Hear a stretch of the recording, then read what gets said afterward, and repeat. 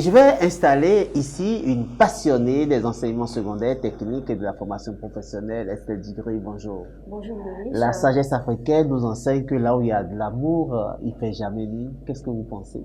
Je crois que c'est pertinent. Là où il y a de l'amour, il ne fait jamais nuit. Nous avons tous besoin de l'amour autour de nous pour pouvoir prier. C'est normal que là où se trouve de l'amour, qu'il y ait de la joie, qu'il y ait la paix du cœur et tout cet ensemble-là réuni, c'est sûr que la personne vis-à-vis de qui on porte toute cette attention ne trouvera pas du noir, ne va pas broyer du noir. Donc, il ne fera jamais nuit dans sa vie. Dans sa vie, exactement. Et puis, merci à vous. Vous recevez aujourd'hui un personnage exceptionnel. Il a carrière dans l'enseignement professionnel, technique. Il est passionné vraiment de la jeunesse formée et compétente. Et c'est bien donc René Akapo, bonjour. Bonjour. Merci de nous honorer de votre présence. Merci, c'est un plaisir partagé. Alors merci aussi Estelle pour ton engagement donc dans la formation professionnelle. Aujourd'hui, de quoi est-ce que nous allons parler? Alors, depuis 2019, nous avons constaté que le gouvernement du président Patrice Talon a accordé une attention toute particulière à l'enseignement et la formation technique et professionnelle au regard d'un ensemble de constats plus ou moins amers. Alors cette attention s'est traduite par l'élaboration et l'adoption de la stratégie nationale de l'UFTP et c'est justement à cette stratégie que nous allons nous intéresser. Alors pour répondre à nos questions, nous avons René Mathias Akapo devant nous. C'était le conseiller technique à l'enseignement et la formation technique professionnelle au ministère des enseignements secondaires techniques et de la formation professionnelle. C'est vrai qu'il a fait valoir ses droits à la retraite récemment. Depuis 2015. Mais il est toujours engagé dans les questions de l'UFTP. Merci René Akapo, merci de continuer à nous abreuver. Alors Monsieur Akapo, vous étiez au cœur de l'élaboration de la stratégie nationale de l'UFTP et de la stratégie nationale de l'enseignement et la formation technique et professionnelle. Alors pourquoi le Bénin a-t-il senti le besoin de mettre en place une stratégie qui redéfinit ce sous-secteur? Merci beaucoup, chers journalistes. Et avant toute chose, je voudrais vous remercier pour votre engagement continu, renouvelé et pour le compte de l'UFTP depuis des années. À la limite, Estelle me harcèle pour avoir des informations sur l'UFTP et pour pouvoir informer les parents. C'est très important. Et c'est cette importance qui a amené le chef de l'État à vouloir de cette stratégie dès son arrivée au pouvoir. Et sa détermination de faire élaborer une stratégie de l'UFTP a été si manifeste que il a fait travailler tous les acteurs de l'UFTP, professionnels, formateurs, apprenants, institutionnels et PTF. Et vous aussi d'ailleurs, qui nous avez accompagnés au cours de l'élaboration de cette stratégie et du démarrage de la mise en œuvre. Je vais vous faire une confidence. Quand nous avons fini d'élaborer la stratégie de l'UFTP, nous avons fait une séance de mobilisation de ressources avec les PTF, vous étiez là, et on avait retenu de mobiliser 330 milliards. Mais quand on est allé devant le Conseil des ministres, après la présentation, le chef de l'État nous a dit, mais 330 milliards, vous n'êtes pas ambitieux. Et il avait demandé au ministre des Finances, vous ne pensez pas qu'on peut mobiliser 500 milliards pour le FTP? Et sur le champ, il avait commencé à dégager des ressources d'autres ministères pour dire, ça c'est le FTP. Mais aujourd'hui, depuis d'ailleurs que 2-3 ans, nous en sommes déjà à plus de 500 milliards. Ça c'est une confidence que je vous fais.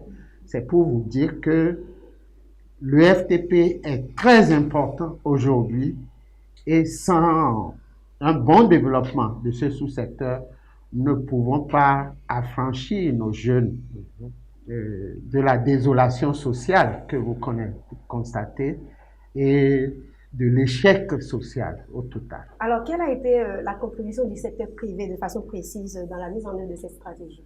Le secteur privé s'est engagé. Il y a des structures de formation qui investissent. Je pense comme ça à ESMER, je pense à l'État qui, à travers la SONAMA, Société nationale de mécanisation aujourd'hui, s'est engagé à former des jeunes et à renforcer les artisans. Je pense aux artisans même qui se structurent. Je prends le cas de la mécanique automobile où l'Union générale, l'Union des garagistes professionnels s'intéresse aux partenaires pour pouvoir former correctement ces militants. Si vous prenez l'évolution de l'automobile aujourd'hui, c'est pas n'importe qui peut mettre ses doigts dans un moteur. Vous allez vous brûler. Vous brûlez. Donc, le secteur privé, même à travers la Chambre de commerce et d'industrie, s'intéresse beaucoup à la formation. Parce que ça devient critique. Nous avons des milliers de jeunes qui sortent avec la licence professionnelle, qui sortent avec le master et qui retournent en apprentissage.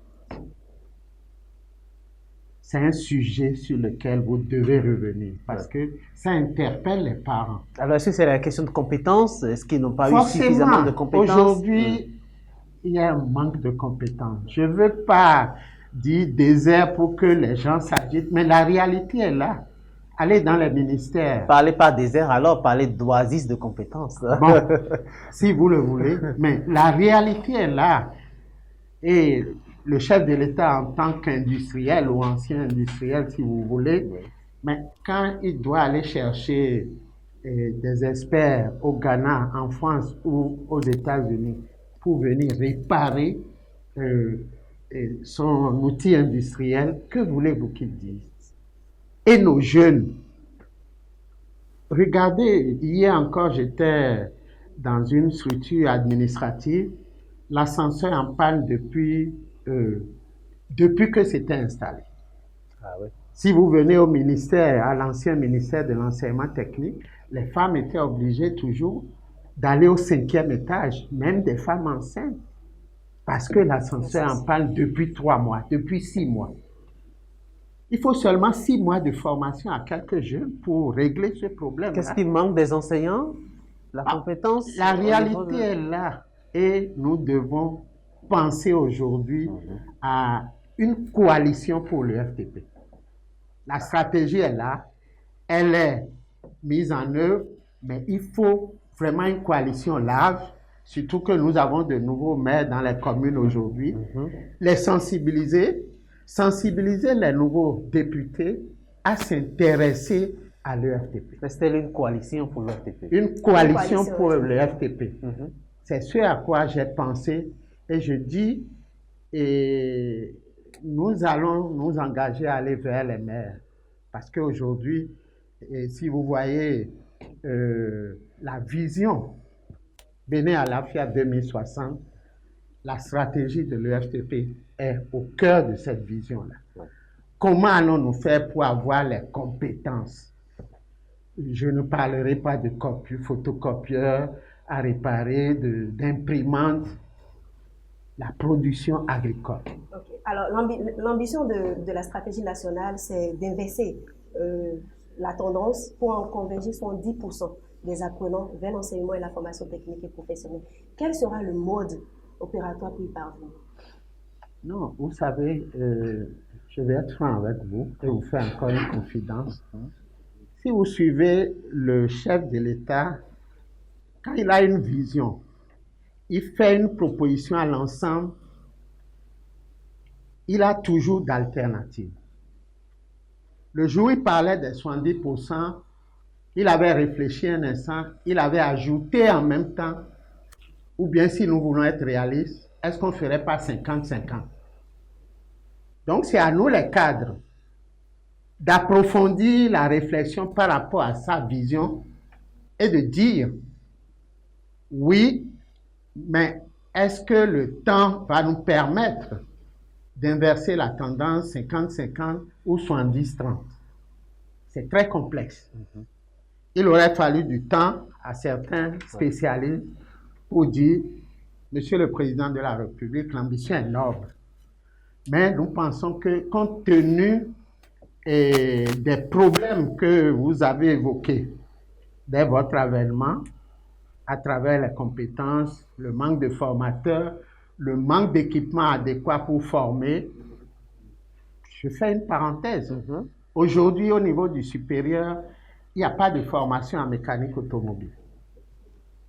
Les véhicules que vous importez aujourd'hui, et d'ici 2 ans, les concessionnaires ne pourront plus nous faire venir les véhicules classiques. Vous voyez? Donc, il n'y a plus cette formation-là aujourd'hui. Je peux me tromper, hein? Ouais. Vous aurez le temps de faire l'enquête. Revenons à ces choses-là. Et si nous ne développons pas l'électromécanique, nous ne pouvons pas faire évoluer notre industrie.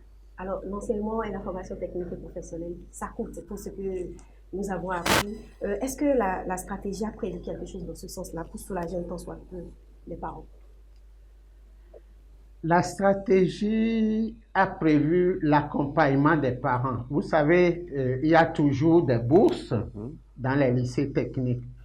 Il y a toujours l'État et les PTF qui nous accompagnent, qui achètent du matériel pour les lycées, pour les centres de formation professionnelle. Malheureusement, il y a dans beaucoup de centres aujourd'hui des équipements non utilisés par manque de compétences. Donc, nous sommes au creux de la vague. Il faut résoudre les problèmes de compétences en même temps qu'il faut la disponibilité des formateurs pour dire « je veux apprendre ». L'État a beau mettre les moyens, a beau mettre les équipements, si les gens ne s'engagent pas, ne sont pas disciplinés, ne sont pas patriotes, c'est ça aussi un problème à résoudre. Je sais que vous êtes attaché à ce mot-là, le patriotisme. J'aime le Bénin et je vais m'engager à ce que le FTP soit une réalité. Il faut mettre ça dans nos préoccupations quotidiennes. Alors, s'engager pour que... Un slogan pour clôturer, certainement. Dis-nous, Estelle. Un slogan, je dois m'engager pour que le FTP puisse se développer. Alors, j'aimerais bien, avant qu'on le finisse, bientôt nous allons accueillir un nouveau président à la tête de notre pays. Sur quel aspect le président peut se focaliser son attention pour que le FTP puisse être vraiment boosté? Non, il y a un cadrage avec la vision Bénin Alpha 2060, à l'AFIA 2060, pendant 35 ans. Donc jusqu'en 2030 et 2033, le nouveau président doit s'atteler à rester et coller aux objectifs de développement de l'UFTP et surtout développer la formation par alternance en associant les entreprises qui réussissent pour que les enfants ne chôment pas. Et en aidant les autres entreprises à réussir aussi. Et en aidant les entreprises à réussir aussi. Quel sera votre message pour clôturer cette entretien? J'ai commencé par dire qu'il faut une coalition pour le FTP. Ça doit être un slogan. La coalition pour le FTP, pour la réussite totale de la mise en œuvre de la stratégie. Merci beaucoup et vous pouvez déjà compter sur l'éducation pour faire partie de cette coalition-là. Merci, il nous faut beaucoup de temps. Merci, M. Akapo. Merci, chère Estelle. Merci pour ton engagement. Merci, un tout grand merci à vous, cher conseil technique à la retraite. Merci pour votre disponibilité, surtout votre engagement permanent, on le remarque, à former la jeunesse et surtout à de la compétence. On vous aura compris, une coalition pour l'UFTP. C'est de cela qu'il s'agit. Après 2026, il nous faut donc nous engager tous ensemble pour que la compétence puisse devenir jeunesse.